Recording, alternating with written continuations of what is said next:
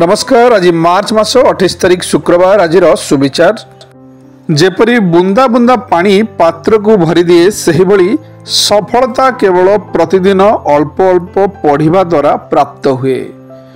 प्रत्येक दिन जीवन में परिवर्तन आनिबा पई एक भल सुजोग देइथाय। एहाकू हाथ छड़ा करंतु नहीं। मानविकतार सुकर्म संसार श्रेष्ठ आध्यात्मिक शक्ति साधन व्रत एकाग्रता पई प्रार्थना केवल भक्ति।